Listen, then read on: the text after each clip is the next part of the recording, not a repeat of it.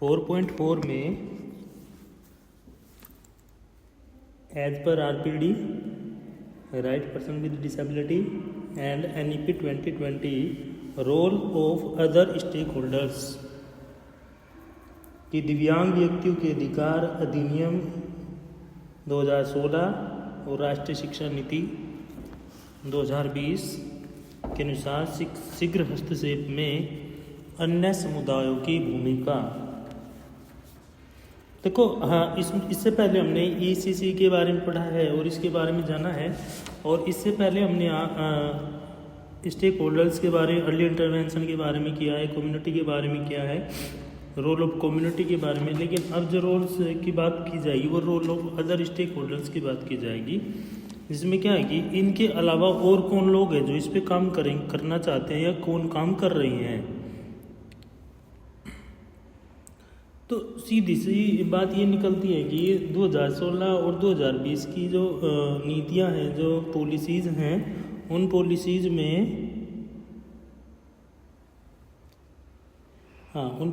में ये भारत सरकार ने या इंडियन गवर्नमेंट ने डिसेबल्ड पर्सनों के लिए क्या चीज़ें लागू की हैं, वो प्लस उनकी एजुकेशन से रिलेटेड, उनके राइट से रिलेटेड। अगर वो इस क्लियर आ रही है तो एक बार हैंड रेज कर देंगे, एक बार सभी हैंड रेज कर देंगे।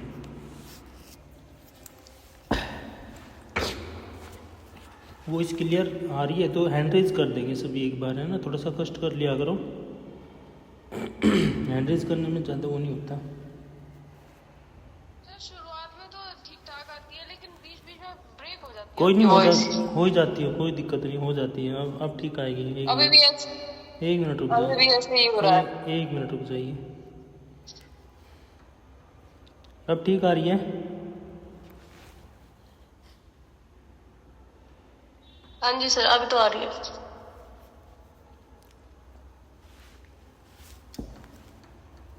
अभी क्या रहा कि जो भारत में मतलब जो अलग अलग कम्युनिटी हैं, मतलब जो हम चाहे कम्युनिटी बेस से अलग उठ करके या फिर NGO बेस से ऊपर उठ करके अगर अलग कम्युनिटी की बात करें तो अलग कम्युनिटी ने एजुकेशन से रिलेटेड और उनके राइट से रिलेटेड क्या निर्णय लिए हैं, क्या इम्पोर्टेंस लिए हैं, वो भी इनकी इसमें इंक्लूड किया जा सकता है कि जो स्टेक होल्डर्स हैं उन्होंने क्या काम किया है शीघ्र हस्तक्षेप के लिए और उनकी भूमिकाएं क्या है, उनका रोल्स क्या हैं।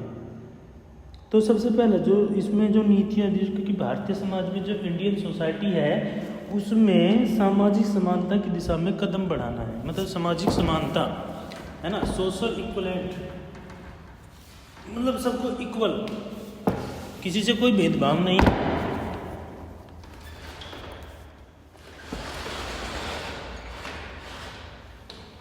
किसी से कोई भेदभाव नहीं। तो सबसे पहला है सोशल इम्प्रूवमेंट, सबसे जो फर्स्ट है सामाजिक समाहितता। अब जो समुदाय है, जो अन्य कम्युनिटी है, अन्य लोग हैं, अदर कम्युनिटी है, वो क्या कहती है कि जो दिव्यांग हैं, जो दिव्यांग पर्सन है, दिव्यांग समुदाय है, उस समुदाय के सदस्यों के साथ मिलकर, भाई डिसेबल कम्युनिटी भी तो है, मतलब एक ऐसा एरिया जिसमें डिसेबल पर्सनों की संख्या अधिक है, ज़्यादा है, तो उनकी भी एक कम्युनिटी बन गई है। अब जो बिल्कुल ठीक है या फिर कोई डिसेबिलिटी नहीं है, वो उनके साथ मिलकर के काम कर सकती हैं, उस कम्युनिटी के साथ मिलकर। ये इसका कहने का मतलब ये है कि उसको भी सोशल में इंक्लूड करें, सामाजिक मतलब जो चीज़ें हैं, सामाजिक चीज़ें, उसमें उनको भी इंक्लूड करें, उनको भी जोड़ें, उनके लिए भी उनको बताया जाए, उनके राइट्स के बारे में बताया जाए, उनको अवेयर किया जाए, और उनको हर एक पॉलिसीज़ की जो गवर्नमेंट पॉलिसीज़ है, जो गवर्नमेंट प्रोग्रामिंग प्लानिंग है, उसके बारे में उनको बताया जाए। फिर है एजुकेशन। अब जो NEP है वो NEP कहती है कि जो मातृभाषा है उस मातृभाषा के आधार पर एजुकेशन दी जाए, भाई, और मतलब जो जनरल लैंग्वेज है उस जनरल लैंग्वेज के आधार पर क्या दिया जाए, एजुकेशन दी जाए, और साथ ही साथ उनको मोटिवेशन दिया जाए। क्योंकि जिससे क्या हो, जिससे जो दिव्यांग व्यक्ति हैं, दिव्यांग पर्सन है, डिसेबल पर्सन है, उनको अंडरस्टैंडिंग करने में और लर्निंग करने में हेल्प मिले, मतलब उनको समझने में और सीखने में मदद मिले। तो ये कौन करेगा? जो अन्य समुदाय के लोग हैं, वो साथ मिल, किसके साथ मिल करके? जो दिव्यांग छात्र हैं या समुदाय हैं उनके साथ मिल करके। जो सामान्य वर्ग है वो, जो सामान्य समुदाय है वो सब मिल करके किसके साथ? जो विशेष नीड वाले, जो विविध आवश्यकता वाले बच्चे हैं, विविध आवश्यकता वाले लोग हैं, उनके साथ मिल करके काम करें। जो स्पेशल नीड वाले हैं उनके साथ काम किया जाए। अब इसको समाज में भी, यानी सोसाइटी में भी इंक्लूड करना है, मतलब उनको समाज में के साथ भी जोड़ करके लेके चलना है। तो अन्य जो समुदाय हैं, अदर जो कम्युनिटी हैं, उनके साथ मिल करके दिव्यांग को एक मतलब कि जैसे कि कोई व्यक्ति के साथ दे रहा है, सपोर्ट कर रहा है, तो सपोर्टिंग सिस्टम होना चाहिए, मतलब कि सामान्य को दिव्यांग का साथ देना चाहिए। तो ये कह रहे कि उसको उस समाज में, उस सोसाइटी में इंक्लूड करो, उसको भी जोड़िए, जिससे कि वो आगे अपने कार्य कर सके और समाज में वो भी अपना उठ बैठ सके। ये छोटी सी बात है, ज़्यादा बड़ी बात है नहीं। यहाँ पे कह रहा है कि रिसर्च एंड एडमिनिस्ट्रेशन सपोर्ट, अनुसंधान और प्रशासनिक समर्थन भी जरूरी है। अब कम्युनिटी के साथ अगर काम कर रही हैं तो वहाँ पे research and administration support very important, क्योंकि जिससे क्या होगा, जिससे वहाँ पे शीघ्र हस्तक्षेप किया जा सकता है, अर्ली इंटरवेंशन किया जा सकता है। क्योंकि यहाँ पे एजुकेशन नीड, देखो जो ये 4.3 रहा है, 4.4 है, इसमें यही दो चीज़ें सामने आती हैं, इक्वल एजुकेशन पॉलिसीज, और क्या आता है फोर्थ बताओ? Research and administration.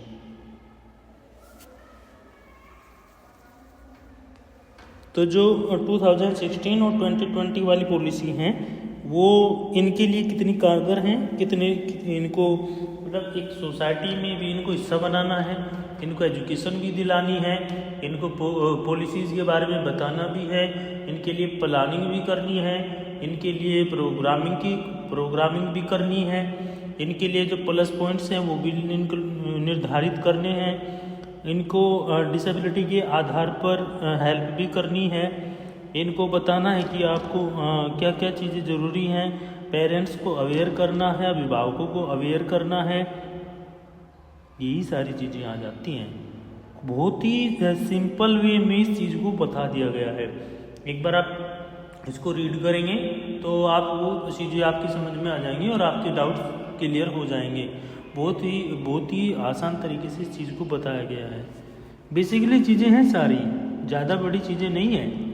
ऐसे 4.5 में है, 4.5 में क्या है, इसमें मॉडल्स दिए गए हैं, मॉडल्स ऑफ अर्ली इंटरवेंशन, जिसमें होम बेस हो सकता है, सेंटर बेस हो सकता है, हॉस्पिटल बेस हो सकता है, combination base with references to transition from home to school. अब सेशन जैसे ऑक्यूपेशनल थेरेपिस्ट की ज़रूरत पड़ती है ना, और स्पेशल एजुकेटर की ज़रूरत पड़ती है, और तमाम जो होम टू स्कूल,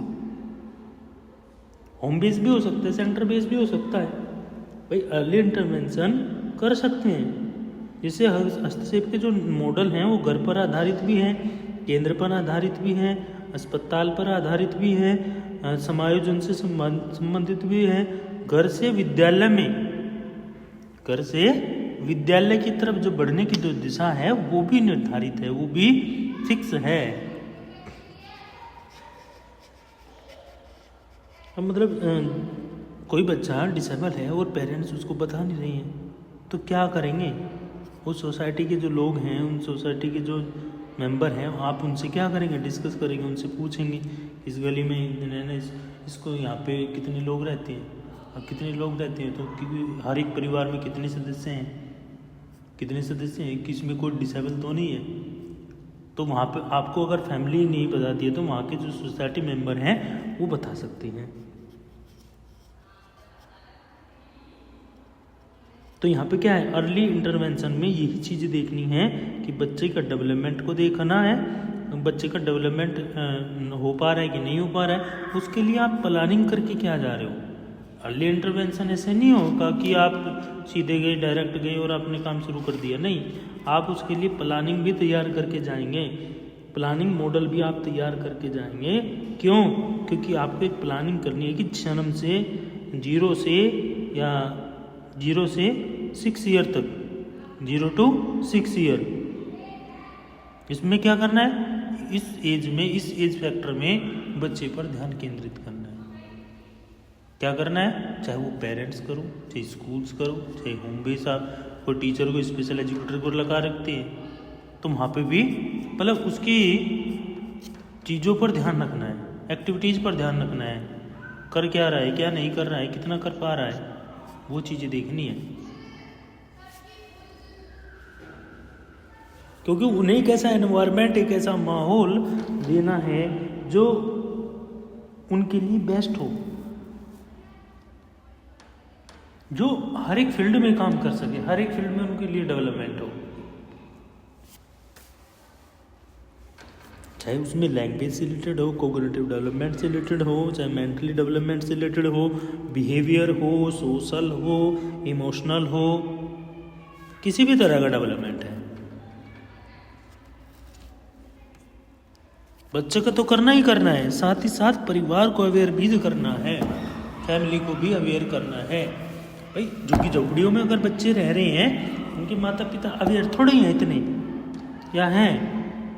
अगर उनके घर परिवार में अगर कोई बच्चा डिसेबिलिटी से पीड़ित है, उनके UDID कार्ड नहीं है, उनके पास जो गवर्नमेंट की जो प्लानिंग, जो प्रोग्रामिंग सेटअप है वो नहीं पहुंच पाता है, या पहुंच पाता है सभी के पास? नहीं पहुंच पाता। एक जनरल के पास तो पहुंच नहीं, तो डिसेबल के पास कैसे पहुंच रहा है? नहीं पहुंच पाता है, कार्ड ही नहीं बने हैं। अगर डिसेबिलिटी 80-90% भी है ना, तो बहुत सारे के तो अभी भी UDID कार्ड नहीं बने हैं। आप देखते होंगे ना कि आसपास जो झुग्गी झोपड़ियाँ हैं उनमें भी बहुत सारे दिव्यांग रहते हैं, और वो जानते नहीं कि गवर्नमेंट की पॉलिसीज़ क्या हैं, गवर्नमेंट की जो योजनाएं हैं, जो प्लानिंग है वो क्या है, जो गवर्नमेंट प्रोग्रामिंग इशू करा रही है वो क्या है।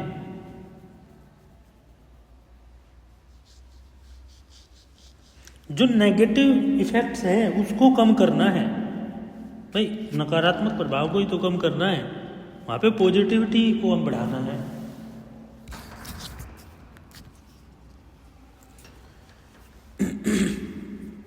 तो इसमें कुछ ऑब्जेक्टिव्स आ जाते हैं, इसमें 2 ऑब्जेक्टिव्स पे अगर हम बात करें तो बच्चे को, दिव्यांग बच्चे के लिए आपको करना क्या है, डिसेबल बच्चे के लिए करना क्या है, उसको एक तो मोटिवेशन देना है, प्रोत्साहन देना है। दूसरा उसके व्यक्तिगत, भाई IP इंडिविजुअलाइज एजुकेशनल प्रोग्रामिंग क्यों चलाते हैं? बच्चे की सारी डिटेल, बच्चे का सारा डाटा रिपोर्ट तैयार करने के लिए IEP को यूज किया गया है। भाई IEP व्यक्तिक शैक्षिक कार्यक्रम को जोड़ा गया है।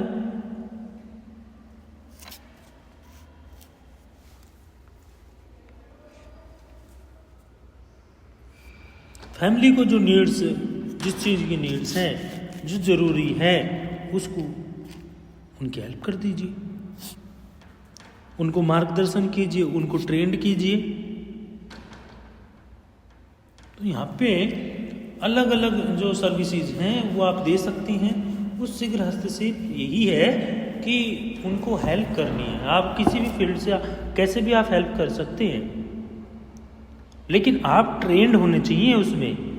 ऐसे नहीं कि आप कोई भी जाएगा हेल्प करेगा, क्योंकि वहाँ पे पता ही नहीं चल पाएगा कि वो क्या रहा है। भाई अनट्रेंड जाएगा, भाई कोई काम हम करने लगे और हमें पता ही नहीं उसके बारे में, जानकारी है नहीं, क्या हम इस काम को कर लेंगे? बताओ, कर लेंगे क्या? नहीं कर लेंगे। क्या कर सकते हैं अगर जानकारी नहीं है?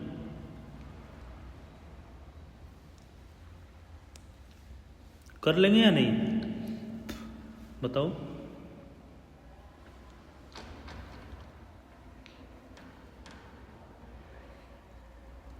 नहीं कर पाएंगे। तो यहाँ पे डायरेक्ट और इनडायरेक्ट दोनों वे यूज कर सकते हैं, उसको अर्ली इंटरवेंशन दे सकते हैं।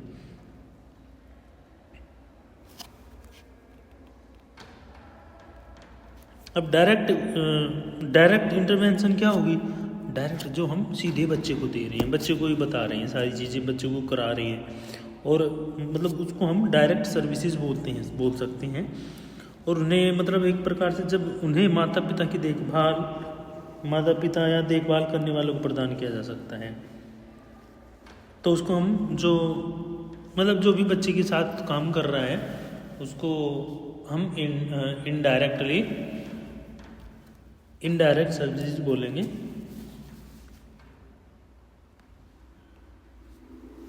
तो इसमें अगर हम बात करें मॉडल की, तो होम बेस मॉडल है ना, होम बेस इंटरवेंशन मॉडल सबसे पहला जो है होम बेस इंटरवेंशन मॉडल है।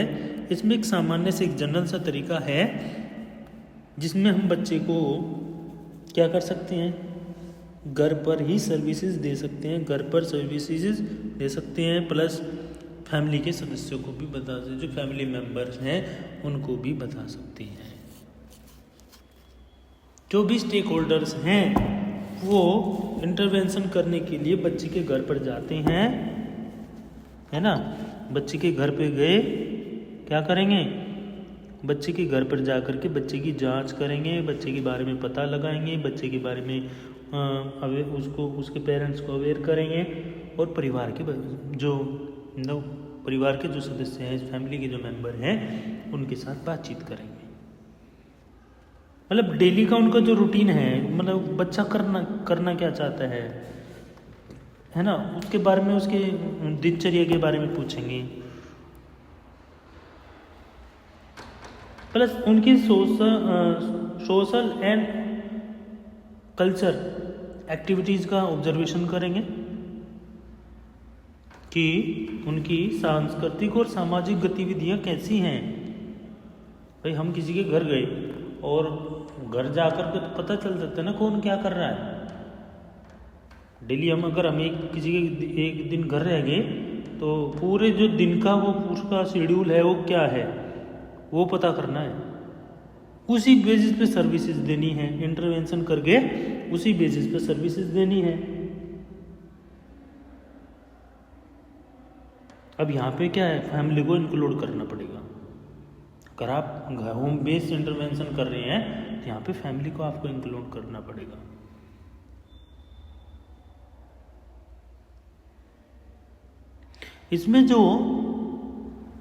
इसमें कौन आ जाएंगे, इसमें जो स्टेक होल्डर्स हैं, जो ट्रेनर हैं, वो ट्रेनर दिव्यांग बच्चों और परिवार का एक फीडबैक तैयार करते हैं, उसकी फैमिली का और उस बच्चे का फीडबैक, कहते हैं ना फीडबैक फॉर्म भरिए, तो फीडबैक फॉर्म भरते हैं। उसमें क्या है, उसमें डेली की उसकी culture activities, social activities, plus family में बच्चा किस प्रकार का बिहेवियर कर रहा है, वो मतलब उसका पूरा जो शेड्यूल है पूरे पर डे का, वो सारी चीज़ें उस फीडबैक फॉर्म में भरवा ली जाती हैं, जिससे कि उन्हें हेल्प करने में आसानी हो। अब यहाँ पे जो बच्चों की नीड्स हैं उसको भी पता लगाया जाता है, जो बच्चे के अंदर खूबियाँ हैं उनका भी पता लगाया जाता है। कौन बताएगा, उसके पेरेंट्स, उसके मदर फादर बताएंगे, या अदर जो पेरेंट्स है वो बताएंगे। अब यहाँ पे अगर मेडिकल सर्विसेज की बच्चे को ज़रूरत है, यहाँ पे अगर बच्चे को मेडिकल सर्विसेज की ज़रूरत है तो वो भी उसमें इंक्लूड कीजिए, वो भी उनको बताइए, जिससे कि वो उसकी व्यवस्था कर सके।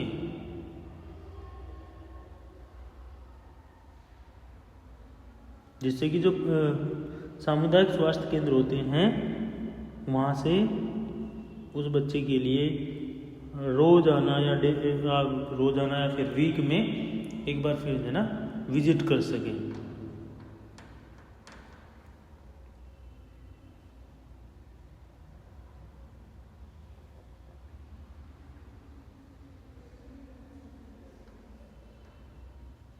क्योंकि अगर इस प्रकार के बच्चे हैं तो उनके लिए एक तो family plus trainer plus medical needs, इन चीज़ों पे फोकस करना पड़ेगा। क्योंकि फीडबैक जो लेगा वो ट्रेनर लेगा, जो भी उस पर काम कर रहा है।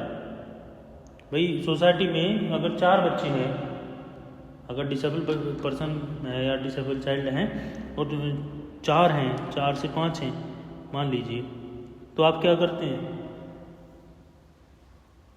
1 वीक 1 चाइल्ड, 1 वीक 1 चाइल्ड। कहते हैं ना CBR जो रिपोर्ट तैयार होती है, कम्युनिटी बेस्ड रिहैबिलिटेशन,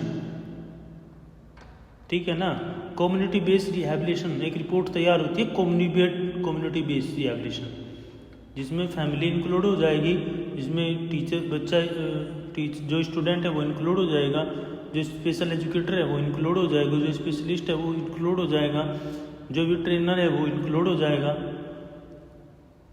आई बात समझ में? कुछ नहीं ये सर के ऊपर कुछ आ रही है?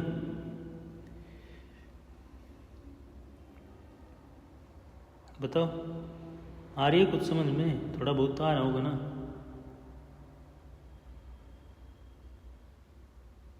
यस या नो तो करो कोई ना कोई।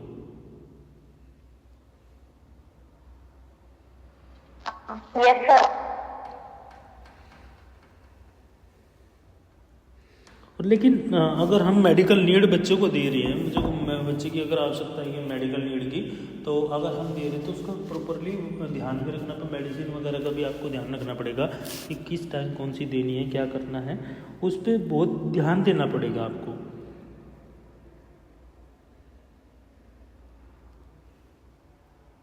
अगर बच्चा क्या है, हियरिंग इम्पेयरमेंट वाला है, तो उसके लिए क्या करते हैं, उस बच्चे के पहले तो क्या करेंगे, उसकी जांच कराएंगे, उसका डायग्नोज कराएंगे। उसको डायग्नोज करा के क्या है, उसको देखेंगे कि कितनी श्रवण हानि है, कितना नहीं सुन पा रहा है इसको। उसी के आधार पर क्या हियरिंग एड देंगे।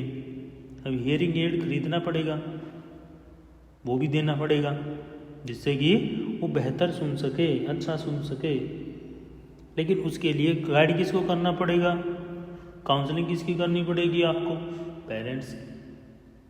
देखो काउंसलिंग गाइडेंस यही होता है कि अगर आप एक पेरेंट्स को अच्छा सुझाव या दिशा निर्देश दे रहे हो, बता रहे हो, तो वो बच्चे के लिए हेल्प के लिए हो।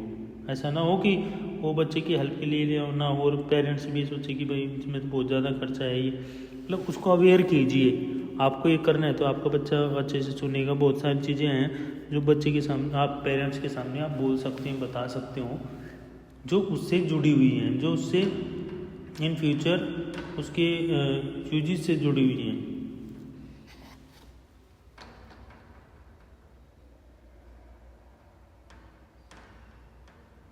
और समय समय पर बीच बीच में क्या करना चाहिए, बच्चे का इवोल्यूशन भी करते रहना चाहिए, बच्चे का मूल्यांकन भी करते रहना चाहिए।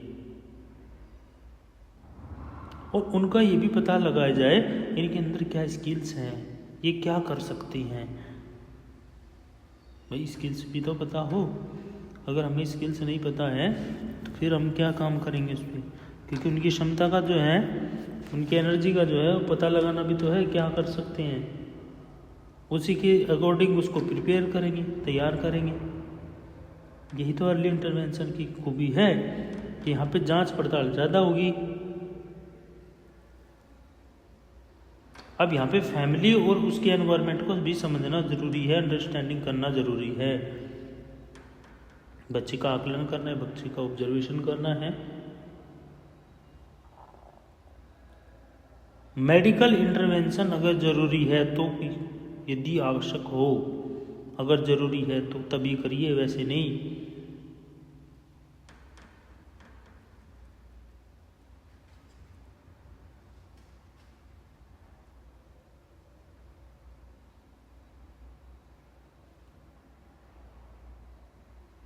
और आप जैसे आपको भाई ट्रेनर है, वो ट्रेनर जो है ना अपना काम करके घर वहाँ से आ गया, तो आप है ना पेरेंट्स को इसके लिए अवेयर कर सकते हो, पेरेंट्स को कुछ चीज़ें बता सकते हो, आपको क्या क्या करना है, किस टाइम पर क्या चीज़ें करनी है। अगर बच्चा कुछ मांगता है तो आपको कैसे रिएक्ट करना है, कैसे आपको बच्चे को देना है सामान, तो वो सारी चीज़ें आप पेरेंट्स को भी बता सकते हैं, उसके बारे में बच्चे को पेरेंट्स को भी अवेयर कर सकते हैं, जिससे कि पेरेंट्स उसकी निगरानी कर सके, उसके बारे में उसका ख्याल, उसकी केयर कर सके। और अगर फिर भी प्रॉब्लम आ रही है तो पेरेंट्स को करना ये जो होना चाहिए कि समय समय पर जो स्पेशलिस्ट है उनकी सलाह लें। अगर आप स्पेशलिस्ट हैं तो स्पेशलिस्ट क्या करें, घर पर जा कर के बच्चे का वीक में या 2 वीक में 1 वीक में उसका हाल चाल भी जान ले, उसका पता भी लगा ले।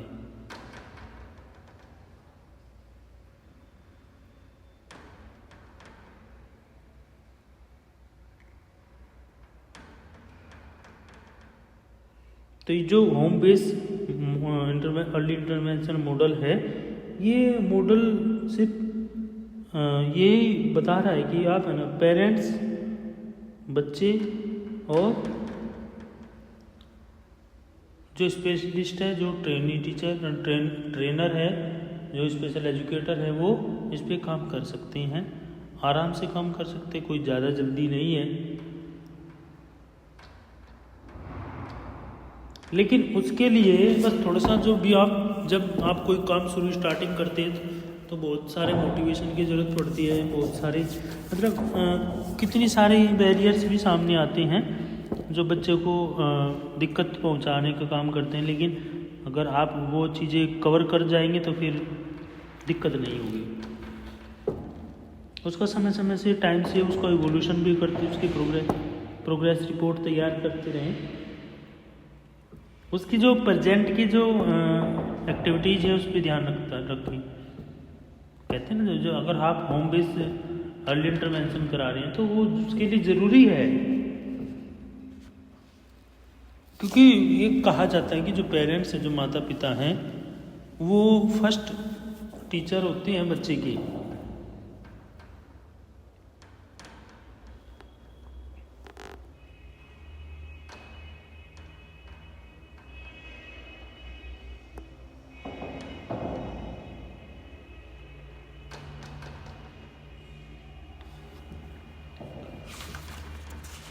नेक्स्ट आ जाता है centre base intervention. Centre base intervention में क्या आ जाएगा, सेंटर बेस इंटरवेंशन में ये एक ऐसी प्रोसेस है, एक ऐसी प्रणाली है जहाँ पे एक तो जो पेरेंट्स है, जो माता पिता हैं, वो और बच्चा, उसके लिए क्या करिए, उसको एक ट्रेनिंग सेंटर पर आप लेके जा सकते हैं, जिसको नाम दिया गया सेंटर बेस इंटरवेंशन। वहाँ पे जा सकते हैं, लेकिन जो भी स्पेशल क्राइटेरिया हम उसको फॉलो कर सकते हैं। बच्चे को तो ट्रेनिंग दी जाएगी, लेकिन साथ ही साथ पेरेंट्स को भी ट्रेनिंग मिलेगी। लेकिन इसमें जाना पड़ेगा, ये पे घर पे नहीं होगा काम, होम बेस नहीं होगा, जो पहले वाला पॉइंट है उसके अकॉर्डिंग नहीं होगा। इसमें थोड़ा सा चेंज हो जाएगा, इसमें ये होगा कि उसको जाना ही पड़ेगा वहाँ पे। जो सेंटर जो स्पेशलिस्ट होते हैं वो जिसमें एक ग्रुप होता है, जिसमें डॉक्टर होते हैं, ऑडियोलॉजिस्ट होंगे, सोशल वर्कर्स होते हैं, स्पेशल टीचर्स होते हैं, और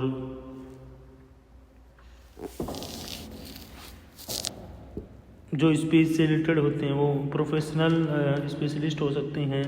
तो इसमें ये लोग जो है ना जुड़ सकते हैं, इंक्लूड हो सकते हैं।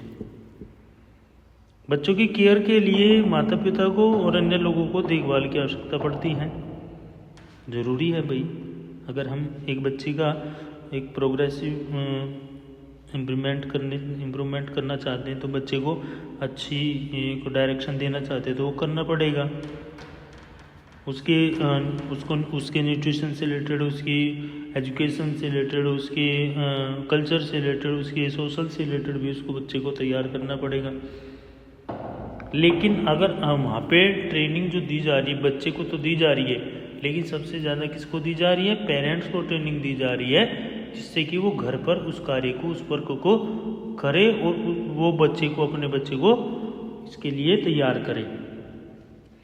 अब एक बात है कि अगर हम बच्चे है ना, अगर डिसेबल बच्चा है कोई, उस बच्चे को है ना खाना पीना कम दे रहे हैं तो वो कमज़ोरी होगा ना, उसको है ना प्रोटीन्स विटामिन्स वगैरह नहीं मिल पा रहे हैं अच्छे से, तो न्यूट्रिएंट्स की कमी होती है।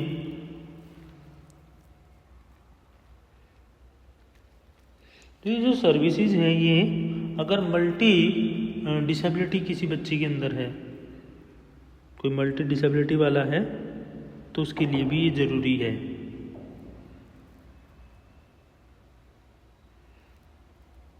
इसमें मतलब हियरिंग इम्पेयरमेंट आ जाएंगे, इसमें विजुअल इम्पेयरमेंट वाला भी हो सकता है, और मेंटल रिटार्डेड भी हो सकता है, और सेरेब्रल पाल्सी भी हो सकता है, ये इसमें आ सकते हैं। इनके लिए ये सेंटर बेस इंटरवेंशन होगा, जिसमें आपका हियरिंग इम्पेयरमेंट हो सकता है, मेंटल रिटार्डेड हो सकता है, सेरेब्रल पाल्सी हो सकता है।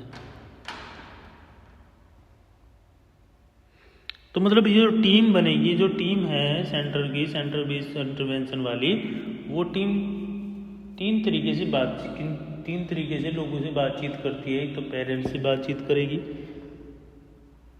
और दूसरा बच्चों के साथ। अगर कम्युनिकेट बच्चा कर रहा है तो उसके साथ कम्युनिकेट करने में तो दिक्कत है ही नहीं। अगर कम्युनिकेट नहीं कर रहा है तब वहाँ पे थोड़ी सी प्रॉब्लम बनती है।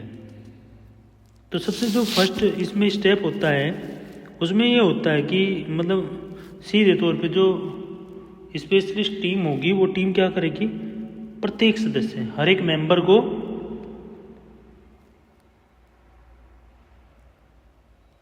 मतलब जो स्पेशलिस्ट टीम के मेंबर होंगे वो क्या करेंगे, हर एक मेंबर उन पेरेंट्स से और उन बच्चों से मिलेंगे।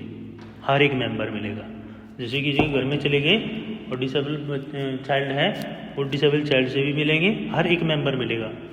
जो भी टीम में, चाहे 2 हैं, चाहे 3 हैं, चाहे 4 हैं, जितने भी मेंबर होंगे एक एक करके सब मिलेंगे। अब ये जो टीम होगी, ये ग्रुप में टीम होती है उनकी, क्या है, ग्रुप में टीम होगी। और ये टीम क्या करती है, ये बच्चे को लेकर के और फैमिली को लेकर के देखभाल केयर करेगी उनकी,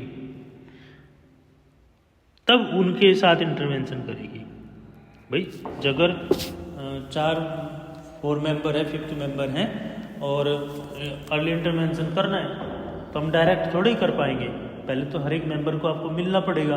हर एक मेंबर के बाद आप बताएंगे उनके पेरेंट्स को बताएंगे, तब जाकर के उस बच्चे पे हम काम करना शुरू करेंगे। तब आप उस बच्चे को सर्विसेज देना शुरू करेंगे। और ये बात कुछ समझ में नहीं, बता तो दूँ।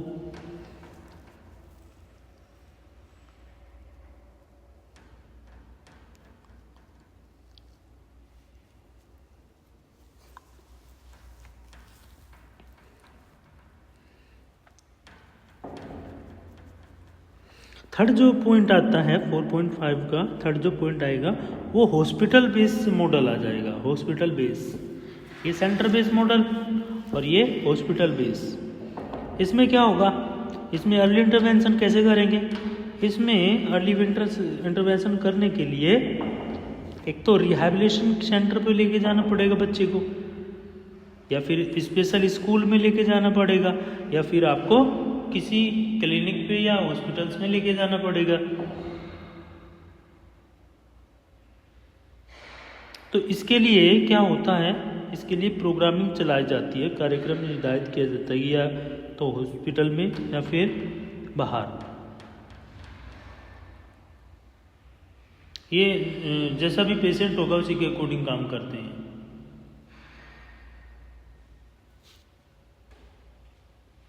और इसमें अगर बच्चा काफ़ी गंभीर है और उस बच्चे को क्या है, उसको फिजिकली ट्रीटमेंट देंगे, उसको प्रोफेशनली ट्रीटमेंट देंगे और उसको ऑडिटरी ट्रीटमेंट भी देंगे। इसमें स्पेशलिस्ट द्वारा ही इलाज किया जा सकता है। अगर टाइम से अगर वो चीज़ें कवर कर ली गई तो एक बेस्ट परफॉर्मेंस या बेस्ट जो है ना स्ट्रक्चर सामने आती है, जो बेस्ट अर्ली एंट्री इंटरवेंशन को इफेक्टिव करने का काम करती है। थर्ड पॉइंट जो आ जाता है थर्ड में, अगर बहु विशेषज्ञता मतलब एक से अधिक स्पेशलिस्ट काम कर रहे हैं, तब वहाँ पे इन चीज़ों की आवश्यकता पड़ सकती है ज़्यादातर।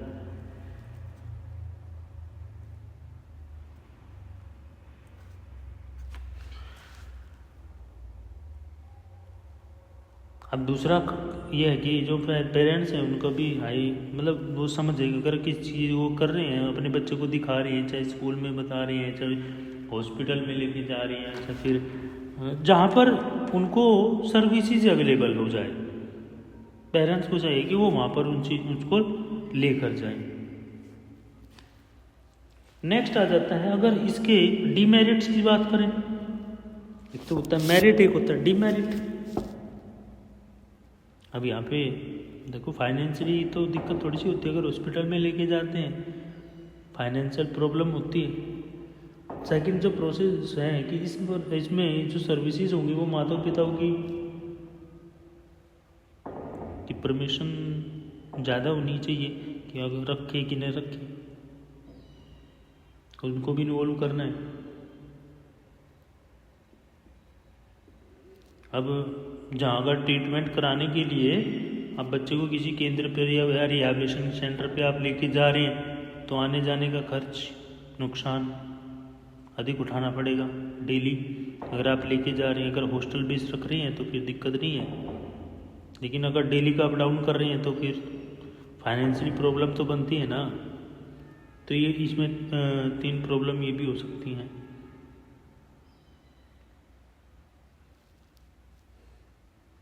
एडजस्टमेंट या कॉम्बिनेशन मॉडल। अब संयोजन मॉडल क्या होता है, कॉम्बिनेशन मॉडल होता क्या है। अब ये 2 बेसिस पे काम करता है। किस किस बेसिस पे काम करेगा, एक तो होम बेस पे काम करेगा, दूसरा सेंटर बेस पे काम करेगा। अब इसमें दोनों चीज़ें जुड़ जाएंगी, इसको हम बोलते हैं कॉम्बिनेशन मॉडल। इसमें पेरेंट्स एंड चाइल्ड,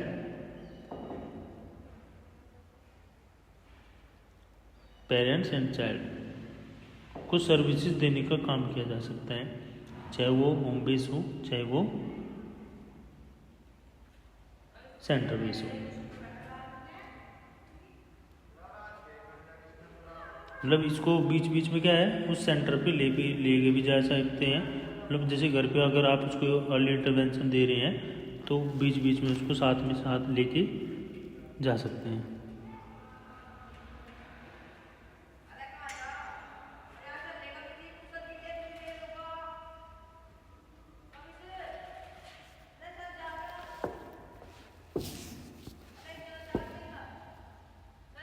अब यहाँ पे क्या है, सेंटर मतलब सारी प्रॉपरली तो जो हेल्प मिल रही है वो तो मिल रही है होम पर, घर पर मिल रही है, लेकिन अगर वीक में एक बार सेंटर पे जाना पड़ेगा। तो ये कि उसका चेकअप करा लीजिए बीच बीच में या महीने में।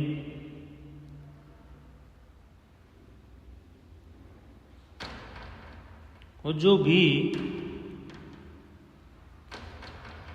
टीचर है, स्पेशल एजुकेटर्स है या फिर ट्रेनर है कोई, अगर वो जा रहा है तो 2 से 3 डेज के बीच में, 2 से 3 दिन के बीच में वो घर पे जाना पड़ेगा बच्चे का हाल पता करने के लिए, उसकी जांच करने के लिए।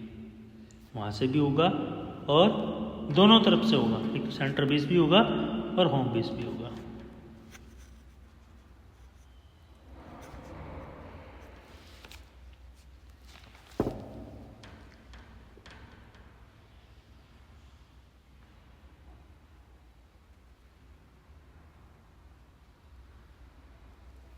तो ये हमारे मॉडल हैं, ये हमारे सेंटर बेस, होम बेस और कॉम्बिनेशन बेस या एडजस्टमेंट बेस, हॉस्पिटल बेस, तो ये जो मॉडल हैं ये बहुत काम आते हैं, इनमें से कोई भी मॉडल पूछा जा सकता है। Question last year question paper में एक मॉडल्स पूछा गया था, कौन सा पूछा गया था, शायद सेंटर बेस का पूछा गया था, केंद्र आधारित शीघ्र हस्तक्षेप के मॉडल। तो कोई भी एक इंटरवेंशन ये पूछ लिया जा सकता है, तो इसको एक बार ज़रूर देख लीजिएगा। अगर फिर भी दिक्कत आए तो पूछ लीजिएगा, कोई दिक्कत नहीं है।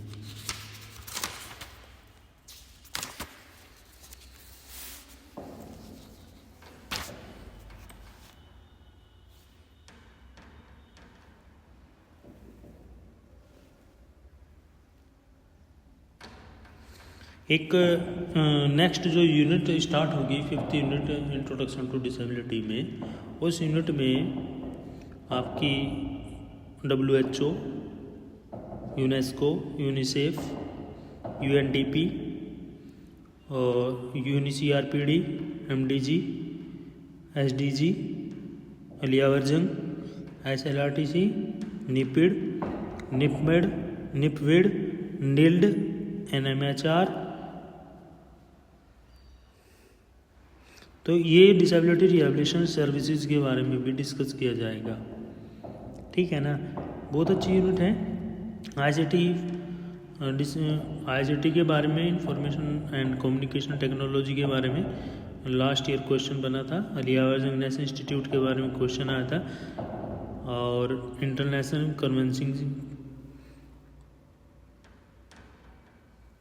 कन्वेंशंस पॉलिसीज़ के बारे में आया था, UNCRPD या MDG के से रिलेटेड क्वेश्चन आया था। इसमें से 4 से 5 क्वेश्चन बने थे, वो शायद लॉन्ग भी था एक क्वेश्चन उसमें। प्रीवियस जो क्वेश्चन पेपर है वो आपको ग्रुप में जल्दी भेज दिए जाएंगे, ठीक है ना। परेशान होने वाली कोई बात नहीं है, आराम से करो।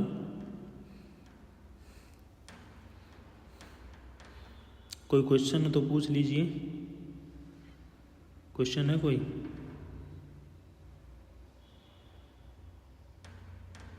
No sir.